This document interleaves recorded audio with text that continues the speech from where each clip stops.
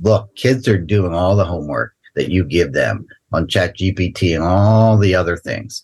How can we change the questions we ask kids so that those technological resources can't do the problems anymore? We can talk about how assessment and instruction can change in the short term and curriculum can change in the long term. Integrated math is stopping and saying, what are the core understandings that all students need in 9th and 10th grade that are very different than this, obsolete sandwich of algebra and geometry?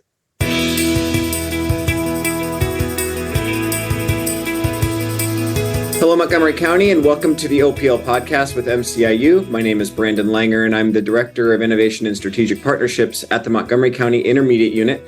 And this is our conversation with leaders and thinkers and strong educators within the field across K-12 and beyond. And today we are kicking off Season 5 of the OPL podcast with a great conversation and upcoming event from our Office of Organizational and Professional Learning. So I'm once again joined today by a tremendous colleague, Steph Schwab. Steph, thank you for joining us, and want to tell us a little bit more about what we can expect from today's conversation. Sure. Thank you, Brandon. We're excited to have Steve Leinwand and Eric Milou with us today to talk about specifically high school math and things that we can be thinking about, and to share a little bit about what we can expect when they join us in person at MCIU on November 15th. So Steve, if you would like to introduce yourself quickly and give just a snippet of who you are, and then we'll let Eric go after that as well. Great. So I'm Steve Leinwand. I basically am a self-anointed mathematics education change agent. I have been doing teaching and state leadership and research for over 50 years. At this wonderful point in my career and following the pandemic, I've really limited my attention from K-12 to mainly 9-12, from a whole range of issues, and a great deal of attention to pedagogy, to the issues of detracking. You know, you stop and look back on a career and you say, what's really important and what are the hard places? High school and detracking are hard and controversial, and I'm trying to take them on. Thanks, Brandon, and thanks, Stephanie. Hi there, Steve, and welcome, everyone. My name's Eric Milou. I teach at Rowan University, which many of you probably know is in southern New Jersey, right outside of Philadelphia. I'm a Philadelphia native. Actually grew up in Delaware County, not Montgomery County, Haverford High School to be exact. And I've spent my 27 years at Rowan University in southern New Jersey, researching and doing a lot of different areas of mathematics, but most importantly, it has been high school mathematics, which I feel, and I think Steve agrees, that for the past 50 years, if not 100 years, mathematics in high school has not changed. And that is an issue. It's a huge issue. It's an issue of so many different areas. And we need to talk about it, and we need to do something about it. And that's what Steve and I are up to. Eric, that is a great segue into the first question that I'd like to pose to both of you is, what is your number one suggestion for high school teachers on how to prepare students for the mathematics needed to be successful in today's workplace, to be lifelong learners, and to be effective citizens? I think that there's so much that needs to be done because it's just such a mess right now. My suggestion is that people just look at content that no longer makes any sense. We are so locked in by preparing kids for obsolete tests or tests that just don't measure anything that people care about. And so I say, give kids, teachers, give yourselves a break and pause and look at your homework and your tests and see how much of that can be done mindlessly with Alexa and with Google and with ChatGPT. And what you find is that we spend immense amount of time on how to factor a tiny proportion of trinomial expressions and then never really need to do it, because we have a quadratic formula and we have graphing technology. We are still rationalizing denominators. We're simplifying polynomials. We're simplifying rational and radical expressions that serve no purpose. The important question is, what's a rough numerical approximation? We're still doing trig identities in 2023. And so the first order of business ought to be cleaning up the obsolete aspects. And overwhelmingly, it's mindless regurgitative skill that has nothing to do with conceptual understanding. It has nothing to do with the critical connections. And it doesn't get at why are we doing this? Eric and I both say, why don't we start the trigonometry unit in Algebra 2 or in pre-calculus with the Ferris wheel and with where the Ferris wheel goes, and can you trace where you are on the cart over time and use that as the basis for what is a periodic function, as opposed to spending 3 weeks doing it, and if you're lucky, we'll squeeze in an application at the end. So that's the one place that I think there's a great quick payoff. It gives us time to do the things that we really want. So again, what I think Steve is saying there is what I said in the opening, is that we're doing the same thing in high school mathematics for 50, if not 100 years. We talk about the history of high school mathematics a lot in chapter 1 and 2 of the book. And so there's two things here, most importantly. One is that Steve nor I want to do away with calculus, or neither one of us want to do away with algebra 2 or pre-calculus. Those courses are still there, and they're going to be there to the end of time. But they're for a small percentage of kids. 10 to 20% of kids need that kind of stuff in high school. So the real change we want to make is, what is the real mathematics that kids need today in today's world? And the answer is simple. It's one word. It's data. It's big data is the biggest field of growing mathematics of anywhere. Look at your community colleges. Look at your four-year colleges and how many of them now have big data degrees, or the buzzword now, data science degrees. We want data science courses to start in high school as alternatives, not as replacement to Algebra 2. We want quantitative reasoning courses in high school, not as replacement of Algebra 2, but as alternatives to Algebra 2. Yes, we're going to continue to have kids move through algebra geometry, hopefully in a grade way, and we can maybe talk about that later, towards pre-calculus and calculus.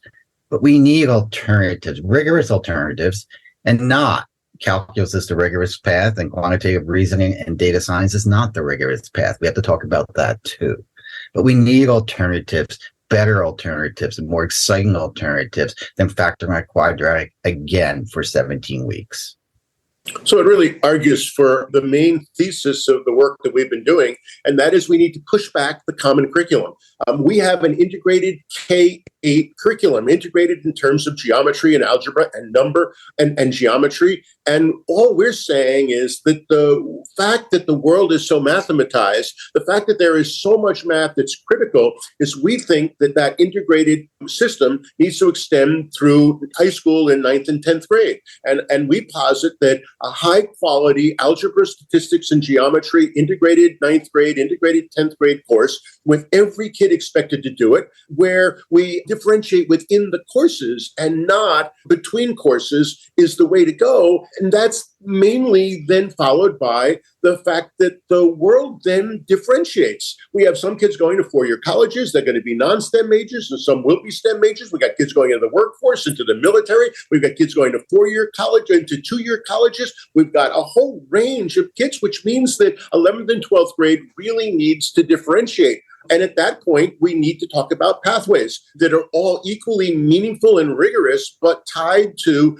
where kids know they're going to be when they leave high school. And that's where I think people can at least begin thinking about this notion of integrated math. It's not this crazy new thing. Integrated math is stopping and saying, what are the core understandings that all students need in 9th and 10th grade that are very different than this obsolete sandwich of algebra and geometry?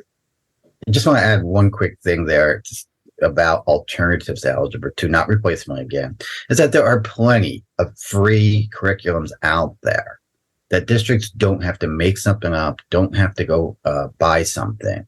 The work coming out of Stanford and Joe Bowler and UCube organization on data science is completely free and wonderful.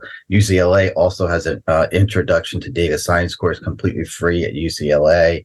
Quantitative reasoning courses are completely free out there. There's one at the Dana Center at UT Austin. So the materials are out there to make alternatives to algebra 2 a reality with almost no cost. So this is something that a lot of professional development is needed. a lot of work in high school curriculum revision, but not a whole lot of expensive outlays.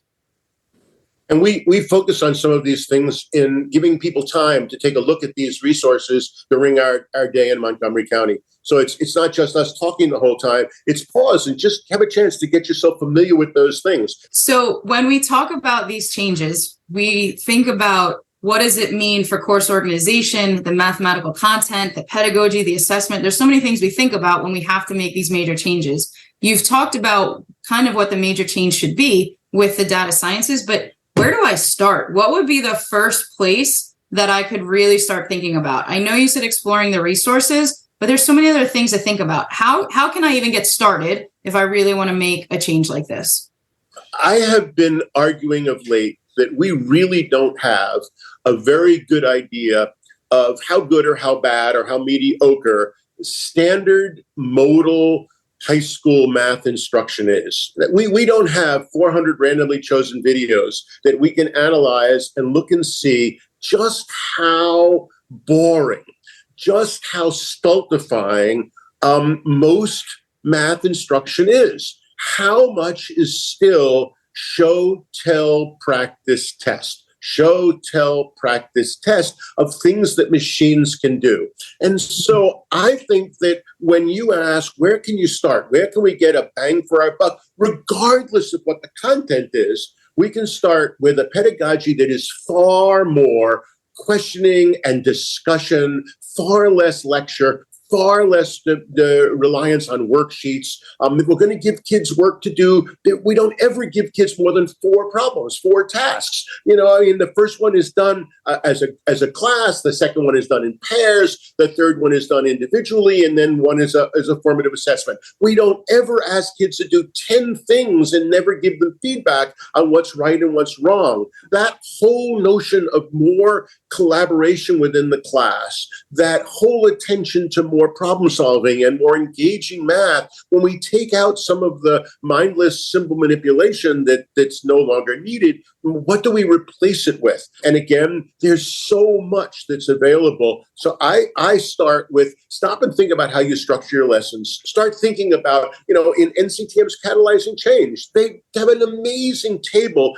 about equitable instruction that takes NCTM's effective math teaching practices and expands them into equitable teaching practices. And, no one can do all of them, but just starting with classroom visits and collaborative work amongst pairs of teachers and department meetings where we do some videotaping. But the focus is, how do we give kids a reason to care, a reason to be engaged, is where I think we need to start. When we come to Montgomery County, we're going to talk about changing high school math, and we're going to talk about it in the 3 areas that are important: curriculum, instruction, and assessment. And so Steph asked, where do you start? Well, curriculum change, like we've been talking about, alternatives to Algebra 2 is a long process. 3, 4, maybe a 5-year process to move to curriculum change in your district. Nothing happens overnight in curriculum change. A lot of research goes in about it, a lot of reading, a lot of material downloading, and we'll talk about how to lay out that 5-year change cycle. But however, instruction, as Steve is talking about, can change quickly.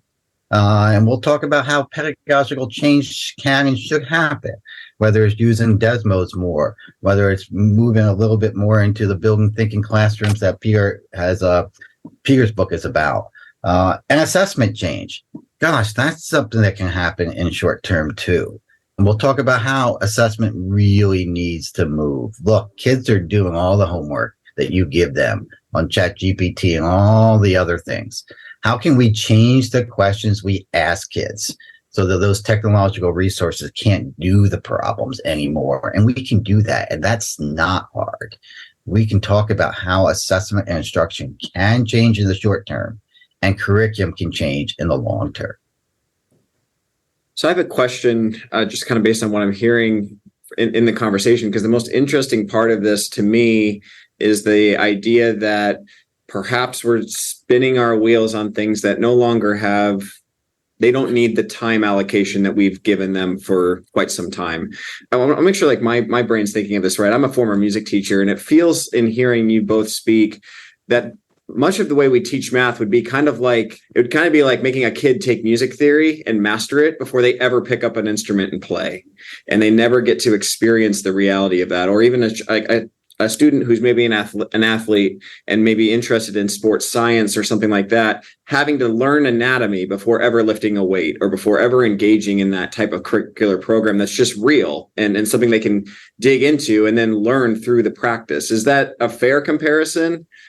It's more than a fair comparison, Brendan. It is absolutely accurate and critical understanding and comparison. I'm the father of two artists making it as artists, a musician and a visual artist. And I mean, they have followed my career, and they marvel at the fact that their whole career have been just let's go play and then let's get better. You start by putting the instrument in your fingers and your mouth, the other one a brush or a paint or a pen or a pastel, and you create art, and then you talk about it, and then you worry about technique. It's no different than if we took all those wonderful 8-year-olds on a field outside of a school in September and said, oh, aren't you lucky? You're about to do soccer. We're going to spend 3 weeks doing left foot, kick foot, left foot, right foot, left foot kick. We're then going to learn how to throw the ball in with our hands over our heads when it goes out of bounds. That's absurd. I mean, everybody knows that you learn the skills after you say, this is a cool game. You know, I need to develop my skills and understanding. But again, in the case of math, the skills are so changing because of the technology. But the understanding is still as important and as critical as ever. Yeah, I vividly remember my son actually just asked me this week what my favorite class I ever took was. And I actually answered my in terms of I said, other than my music classes, high school calculus. But again, to your point, I was the anomaly. I was the one that was just enthralled with what math can be and what math is. I know most of the class did not share that. It was just the next class they took because we were on, at that time, an accelerated math path, and we'd run out of classes, so everyone took calculus their senior year. That was in that group. So we have a cohort of 4 million high school seniors every year. And about 1 million, a little less than that, take the AP calculus test. We basically have an entire high school curriculum designed to prepare kids for a test that well less than a quarter actually take. And that's just sickness. It's just crazy. And then you wonder why, math has such a bad reputation. You wonder why kids say this sucks. You wonder why they really don't learn to be able to deal with the data and the statistics around the pandemic and actually act on it. So that's what we're arguing, and that's what we're saying, that we've just finally got to get out of this rut of preparing kids for a test that has less and less value. Throughout our conversation this morning, you both have been sharing tidbits of what can be expected when you come to Montgomery County on November 15th. Is there anything else you want to share with people of what they can expect that day that they would spend with you? We plan this whole thing out to be as practical as possible, giving people ammunition for why these changes need to happen, giving people ideas and resources for what can be done, and then talking about process and talking about how it can be done. People will leave with a rough action plan to go back and implement this stuff, because neither of us believe that professional development, they simply come and, oh, good, I went, it was interesting, and then nothing ever happens, serves any purpose. And so we will work very hard to give people the ideas and the tools and the incentives to actually say, you know what, to simply do nothing and maintain the status quo is just unprofessional and unacceptable. So everybody will leave with our book as part of your mission, and an implementation plan. We're going to lay out an implementation plan, a 5-year plan for curriculum change, and short-term plans for instruction and assessment. And then you'll have the book to be able to refer to, bring back to your schools, and hopefully take it into action. Thank you, Eric and Steve, for your time today. We greatly appreciate you sharing your insights with us and look forward to being with you in person on November 15th and learning even more. Great. Steph, Brandon, thank you very much. This was our pleasure, and we are both looking forward to returning to the Philadelphia area. Well, thank you both once again, and Steph, for putting up this awesome event that's on the schedule for us. We are looking forward to seeing everybody in November to join. And I want to remind everybody that as we kick off our season 5, this is the OPL podcast. We do these throughout the year. So if this is the first one you happen to be listening to, we do have all of these stored on our MCIU Learning Network, which is learn.mciu.org. We're also very active across the social media pages, Facebook, Twitter, LinkedIn, or X, whatever you're calling it these days. We'd love to see you on there and give us a follow at MCIU Learns, or you can also follow at MCIU and the Montgomery County Intermediate Unit. So once again, welcome back to school, everybody. We look forward to this event, and we look forward to seeing you on our sites and in our workshops this fall. Thank you.